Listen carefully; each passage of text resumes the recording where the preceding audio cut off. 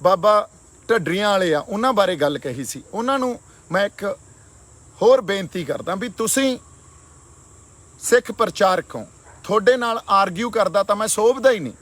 ਤੁਹਾਨੂੰ ਤਾਂ बड़ा पता होना चाहिए सी। तुसीं जिहड़ी अध्यात्म नूं मनुखी बुद्धि के थ्रू एक्सप्लेन करते हो ना, थोड़े बहुत वीडियोज़ पईयां, तुसीं प्लीज़ आप जाके देखो। अध्यात्म नूं ते ज्ञान नूं सिर्फ तुसीं दिमाग तक भी दिमाग च ज्ञान ग्रहण करो, इत्थों तक सीमित करते हो। ज्ञान तां आत्मा नाल संबंध हुंदा ते अध्यात्म दा संबंध भी आत्मा नाल आ।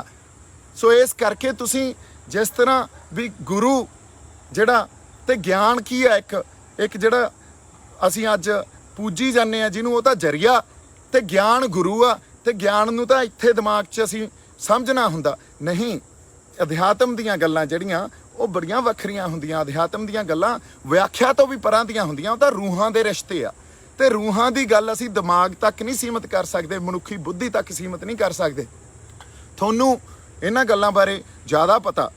सो इसे करके जे मैं तुहाडे नाल ये गल कर रिहा ਤਾਂ मैं दोबारा कहना भी मैं तुहाडे नाल आरग्यू करदा सोभदा नहीं। एक ना तुसीं सरकार दीयां ऐनकां ला के पासे रखो। सरकार जिवें गल्लां नूं देखदी आ या डिफाइन करदी आ, उस तरह तुसीं गुरु नूं ते ज्ञान नूं डिफाइन ना करो। या जिवें तुसीं कहा भी ये गर्म ख्यालीए नहीं, मैं तुहानूं बाबा जी गल ये कहना, बेनती करदा भी गर्म ख्याली कुछ नहीं हुंदा, नरम ख्याली भी कुछ नहीं हुंदा। कई बंदियां ने सारी उम्र सोटी नहीं किसी दे मारी हुंदी, वो बड़े वड्डे योधे बन जाते आ, है ना।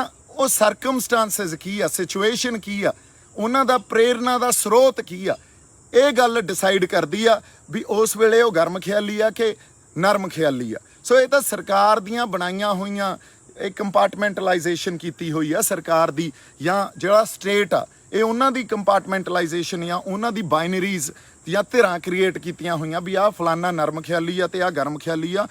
अदरवाइज सरकमस्टांसिस डिसाइड करते आ बंदे दा बिहेवियर की आ ते उस बिहेवियर दे नाल तुसीं एक्शन की लै रहे हो।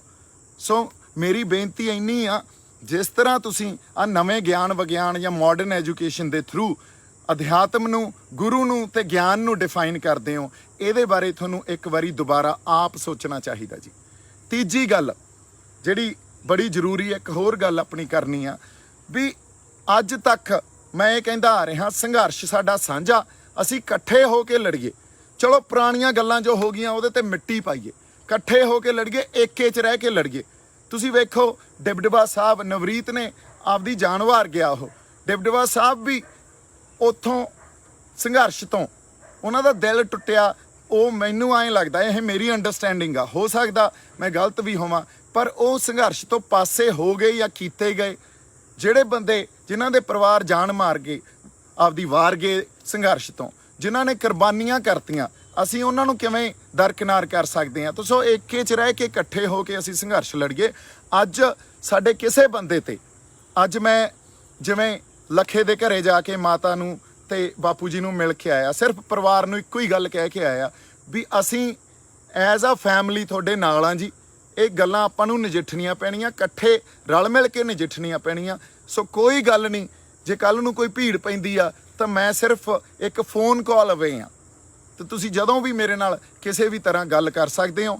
ਤੇ ਬਾਕੀ ਮੈਂ ਉਹ ਸਾਰੇ ਪ੍ਰੋਸੈਸ 'ਚੋਂ ਲੰਘਿਆ ਆ। ਹਜੇ ਲੱਖੇ ਨੇ ਫੇਸ ਕਰਨਾ, ਜਾਂ ਤਾਂ ਬਾਹਰੋਂ ਬਾਹਰ ਗੱਲ ਨਿਬੜਦੀ ਆ ਤਾਂ ਬਾਹਲੀ ਵਧੀਆ ਗੱਲ ਆ। ਪਰਮਾਤਮਾ ਅਕਾਲ ਪੁਰਖ ਵਾਹਿਗੁਰੂ ਜਿਹੜਾ ਉਹ ਮਿਹਰ ਕਰਦੇ, ਜੇ ਨਹੀਂ ਨਿਬੜਦੀ ਤਾਂ ਆਪਾਂ ਨਾਲ ਖੜੇ ਆ। ਸੋ 3-4 ਜਿਹੜੀਆਂ ਗੱਲਾਂ ਆਪਣੀਆਂ ਕਰਨੀਆਂ ਬੜੀਆਂ ਜ਼ਰੂਰੀ ਸੀ।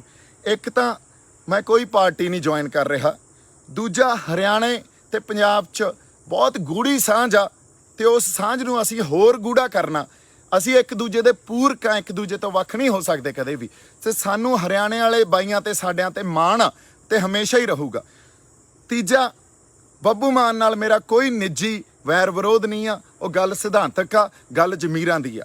ਉਹ ਜਦੋਂ ਬਿਆਨ ਦੇਣ ਤਾਂ ਉਹ ਡਟ ਕੇ ਸਪਸ਼ਟ ਰੂਪ 'ਚ ਬਿਆਨ ਦੇਣ। ਤੁਸੀਂ ਆਪ ਇਸ ਗੱਲ ਦਾ ਫੈਸਲਾ ਕਰ ਸਕਦੇ ਹੋ ਜੇ ਮੈਂ ਕੋਈ ਗਲਤ ਗੱਲ ਕਹੀ ਹੋਵੇ। ਚੌਥੀ, ਜਿਹੜੇ ਢੱਡਰੀਆਂ ਵਾਲੇ ਬਾਬੇ ਆ, ਉਹਨਾਂ ਨੇ ਜਿਸ ਤਰ੍ਹਾਂ ਧਰਮ ਨੂੰ, ਜਿਸ ਤਰ੍ਹਾਂ ਗੁਰੂ ਨੂੰ, ਗਿਆਨ ਨੂੰ, ਅਧਿਆਤਮ ਨੂੰ ਡਿਫਾਈਨ ਕੀਤਾ, ਉਹ ਇੱਕ ਨਵੇਂ ਗਿਆਨ ਵਿਗਿਆਨ ਤੇ ਇੱਕ ਮਾਡਰਨ ਜਿਹੜੀ ਇਹ ਐਜੂਕੇਸ਼ਨ ਚੱਲ ਰਹੀ ਆ ਉਸ ਆਧਾਰ ਤੇ ਡਿਫਾਈਨ ਕਰੀ ਜਾਂਦੇ ਆ। ਪਰ ਇਹ ਗੱਲਾਂ ਜਿਹੜੀਆਂ ਇਹ ਰਮਜ਼ਾਂ ਜਿਹੜੀਆਂ ਇਹਨਾਂ ਨੂੰ ਸਮਝਣ ਵਾਸਤੇ ਮੈਨੂੰ ਐਂ ਲੱਗਦਾ ਵੀ ਉਹ ਵਾਕਈ ਕੋਈ ਬ੍ਰਹਮ ਗਿਆਨੀ ਹੀ ਵਿਆਖਿਆ ਕਰ ਸਕਦਾ, ਸਾਡੇ ਕਿੱਥੇ ਵੱਸ ਦੀ ਗੱਲ ਆ। ਸੋ ਉਹਨਾਂ ਨੂੰ ਮੈਂ ਇੱਕ ਵਾਰੀ ਇਹ ਵੀ ਗੱਲ ਕਹਿਣਾ ਵੀ ਬੜੇ ਸੰਗਤ ਦੇ ਮਨਾਂ 'ਚ ਜਦੋਂ ਤੁਸੀਂ ਇਹੋ ਜਿਹੀਆਂ ਗੱਲਾਂ ਕਰਦੇ ਹੋ ਉਦੋਂ ਦੁੱਖ ਹੁੰਦਾ, ਪਰ ਕੋਈ ਕਹਿੰਦਾ ਨਹੀਂ। ਤੇ ਮੈਂ ਆ ਕੇ ਇਹ ਗੱਲਾਂ ਛੇੜ ਲੀਆਂ। ਇਸ ਲਈ ਮੈਨੂੰ ਬਹੁਤ ਬੰਦੇ ਇਹ ਵੀ ਕਹਿ ਰਹੇ ਆ ਵੀ ਬਾਈ ਇੰਨੇ ਫਰੰਟ ਇੱਕੋ ਵਾਰੀ ਖੋਲਤੇ ਯਾਰ। ਬਾਈ ਜੀ ਜਦੋਂ ਸਿਧਾਂਤ ਤੇ ਗੱਲ ਆਊਗੀ ਉਦੋਂ ਚਾਹੇ 15 20 100 ਫਰੰਟ ਕਿਹੜਾ ਨਾ ਇਕੱਠੇ ਖੁੱਲ ਜਾਣ, ਉਦੋਂ ਸਰਕਾਰ ਨਾਲ ਵੀ ਲੜਾਂਗੇ ਤੇ ਉਹਨਾਂ ਬੰਦਿਆਂ ਨਾਲ ਵੀ ਲੜਾਂਗੇ ਜਿਹੜੇ ਬੰਦੇ ਸਿਧਾਂਤ ਤੇ ਪਹਿਰਾ ਨਹੀਂ ਦਿੰਦੇ। ਸੋ ਸਿਧਾਂਤਕ ਵਿਰੋਧਤਾ ਜਾਰੀ ਰਹੂਗੀ, ਸਪਸ਼ਟ ਤੇ ਖੁੱਲੇ ਰੂਪ 'ਚ ਜਾਰੀ ਰਹੂਗੀ।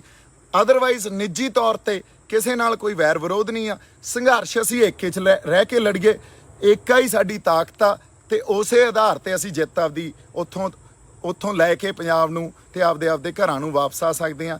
ਇੰਨੀਆਂ ਕੁ ਗੱਲਾਂ ਮੈਂ ਤੁਹਾਡੇ ਨਾਲ ਕਰਨੀਆਂ ਸੀ। ਬਾਕੀ ਜਿਹੜੇ ਸਾਡੇ ਸਿੰਗਰ ਭਰਾਵਾਂ ਨੇ ਸਾਥ ਦਿੱਤਾ ਉਹਨਾਂ ਦੇ ਨਾਲ ਤਾਂ ਹਮੇਸ਼ਾ ਹੀ ਖੜੇ ਆ, ਪਰ ਕਈ ਬੰਦਿਆਂ ਨੇ ਜਿਨ੍ਹਾਂ ਨੇ ਨਹੀਂ ਸਾਥ ਦਿੱਤਾ, ਜਿਨ੍ਹਾਂ ਨੇ ਪੰਜਾਬ ਦੇ ਲੋਕਾਂ ਨੇ ਤੁਹਾਡਾ ਪ੍ਰੋਫੈਸ਼ਨ ਵੀ ਤੁਹਾਡਾ ਸਭ ਕੁਝ ਚਲਾਇਆ।